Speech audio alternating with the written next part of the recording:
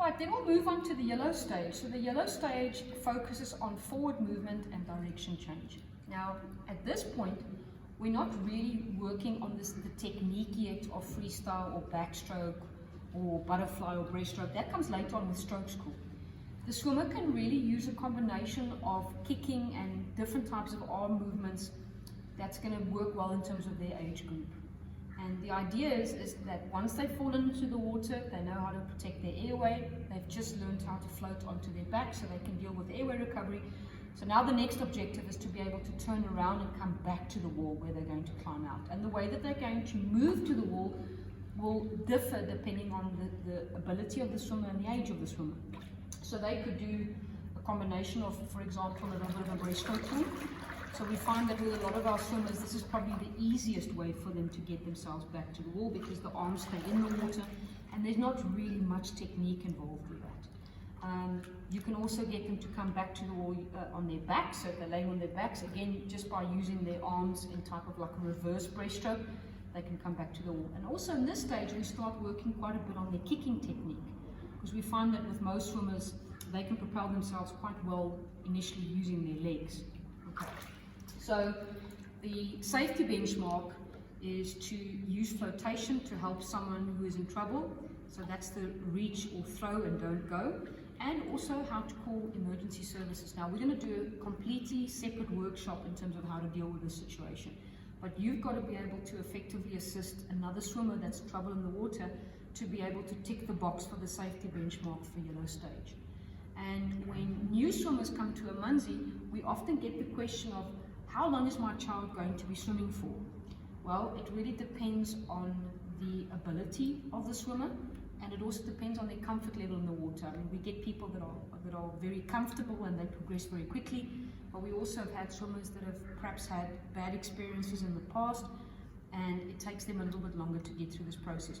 But my recommendation is if a new swimmer comes in and they just want to be water safe, is that they exit at the end of yellow stage, because this means that they'll be able to assist themselves if they fell in the water, but also very importantly that they'll be able to assist another swimmer. And the swim benchmark is to jump in, submerge, recover for air, kick and pull for 3 meters in one direction and then change direction and then come back to the wall. And you'll see that they talk here about something called a swim, roll, swim, and then breathe. Initially, this is the technique that we use. So we are not teaching the swimmers to lift their heads up for air recovery at this stage. We're encouraging them to put their face in the water for the forward movement and then resting on their back when they need to take a breath. And again, you'll see it says that it's in swimwear and regular clothes. So the jump is very similar to the one that I just showed you. The only difference is now is that when I jump in, I will swim forward for 3 meters and then I'll change direction and come back and then climb out the water. And I'll do that with my swimsuit on, but then I'll also do that fully clothed. And that will basically complete the yellow stage. Right. And then, as I said, so this takes care of someone that's in trouble. White, red, and yellow. Okay, so if somebody fell into the water, they'll know how to take care of themselves and another swimmer. And then we go into the blue and the green stage, which is still part of the swim school curriculum. So the blue stage is called rotary movement. Rotary movement, I always, when I'm working with my kids, I'll say to them, rotary movement, if you think of a chicken that's on a rotisserie, that's rotating, that's what we're going to try and do as swimmers. We're going to try and teach our bodies how to rotate at the shoulder and the hips to make us more effective for freestyle and backstroke. So this really to me is the foundation for freestyle and backstroke that they'll then carry on into stroke school. And so what we need to be able to do here from a safety point of view is to tread water for 15 seconds. This is quite tricky to do because it's in a head up position. So you can see at this point the swimmer will already be quite comfortable. They're going to be able to help themselves in the deep end. They'll be able to swim lengths at this stage using the swim roll technique. And now we're teaching them to tread for 15 seconds, okay, which I'm going to show you in a later video. And they've also got to be able to jump in and recover to a side glide and move for 3 meters. Now you'll see a side glide, that is the technique that we use for taking our breaths for freestyle. Again, I'm going to go into a lot more detail in a later video with this. Okay? And then it goes into the green stage. So the green stage, the focus here is on integrated movement. This is really the foundation for freestyle that's being formulated, and more specifically we're going to start talking about the breathing technique for freestyle. But ultimately the safety benchmark here is to be able to do a survival float and a tread for at least 30 seconds. And then the swim benchmark is to start on a side glide, swim overarm with pulls for at least 9 meters with a 1, 2, 3 breathing pattern. So you can see how we started to focus more on the freestyle stroke here. Okay, so this is the learn to swim or the swim school curriculum. And if we have swimmers that after this would like to continue, so this is typically for kids that are participating in galas at school. We often have adult swimmers that are already proficient with learn to swim, but they want to come and now do stroke correction. So perhaps they're doing fitness swimming at the gym. A lot of the swimmers that come here participate in open water swimming, so they're doing things like the mid-mile, Ironman and so on. And for them, they would like to obviously improve their skill. So when you go into stroke school, again, you'll see that the setup is very similar. We've got lead-up skills, we've got safety benchmarks, we've got swim benchmarks, and we've got the different color stages. So white addresses freestyle.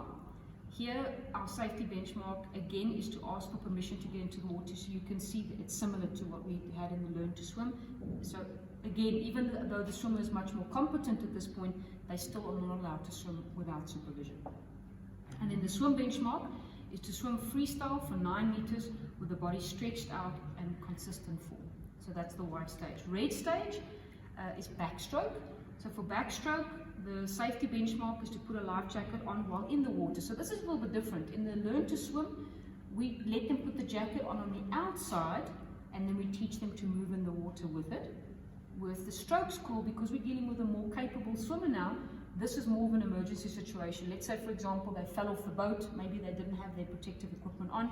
Someone can throw a life jacket to them, and they learn how to put the life jacket on while in the water.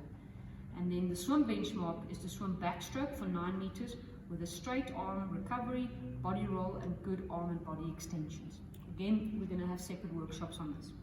And then we move into butterfly. So butterfly is probably one of the more complicated skills that you can achieve when you're doing stroke school. And we find that this is more for swimmers that are swimming competitively, that are doing galas, that are coming for stroke correction. But it is also the foundation that's required to go onto breaststroke, and breaststroke is something that we get asked to teach a lot, because this is something that you could use, for example, in open water swimming. So for butterfly, the safety benchmark is to use flotation to reach or throw and assist the swimmer, and know and when how to call emergency services. Again, the difference here, in Learn to Swim, you would throw something to that swimmer, and you'll expect for them to be able to then come to the side themselves. In other words, you're not in the water getting involved. If you've got a strong enough swimmer, you can now show them how the rescue tube works. They can jump in with the rescue tube and they can assist that swimmer. But that is really if that person is capable of doing it. It's almost like a little bit of lifeguarding that you're teaching them. If the swimmer is not that strong, then you will do the traditional way of throwing in the flotation, and the swimmer then comes to the side by themselves. And then your swim benchmark is to swim 4 strokes butterfly with only 1 breath, and then swim freestyle for the remainder of the length. Okay, so you can see this is still very developmental. And then the blue stage is your breaststroke. So for this one, in your safety skill benchmark, you want to discuss water safety concepts. This is very similar to what we did in our first video when we were going through those 7 or 8 concepts. And then swim breaststroke for 9 meters with good timing and extension. And then once you've developed those 4 strokes, then the green stage is when we start going into endurance. So with endurance, what we're talking about here is now we're starting to work on fitness. So this is a little bit what you would experience if you're swimming at a club. So certainly our gala kids benefit a lot from this, because this is where we start working not only on the technique that they've learned, but also on their fitness levels.